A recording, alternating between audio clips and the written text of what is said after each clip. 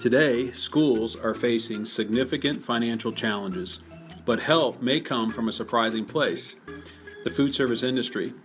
Since 1980, the number of students served at school lunch annually has increased by 13%, but the total annual cost of school lunch has increased disproportionately more, by over 112%. This cost increase is significant, leaving some school districts struggling to keep their budgets in the black. One big reason for the cost increase is a 2012 change in school nutrition standards. The regulations put forth by the USDA require that students are served at least 1/2 cup of fruits and vegetables with each meal.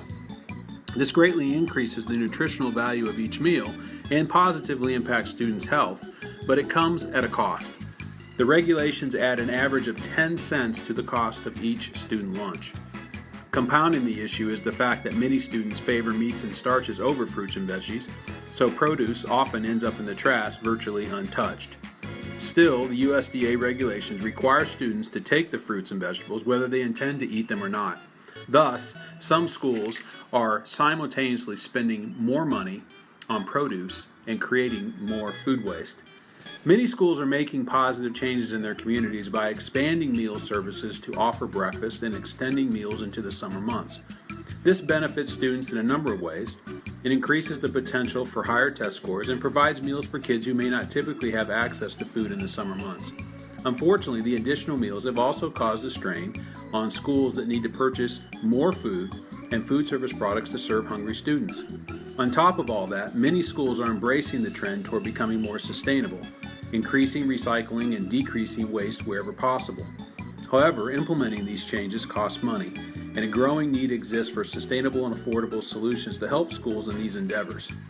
Some schools have pursued solutions themselves, planting school gardens, for example, or partnering with local farmers for fresh fruits and veggies to supplement the increased cost of large quantities of produce.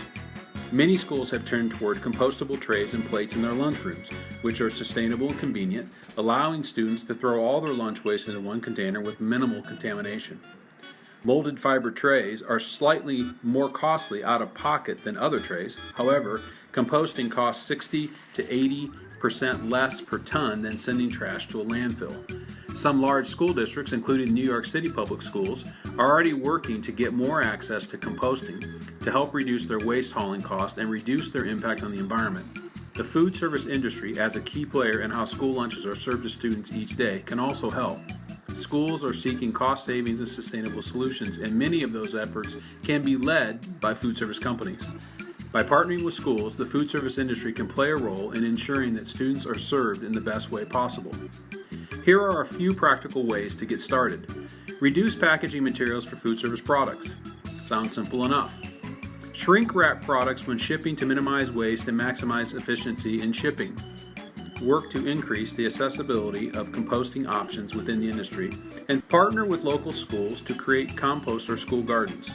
What creative solutions have you identified to help school districts meet the growing demands of serving students? Continue the conversation with me on LinkedIn or Twitter.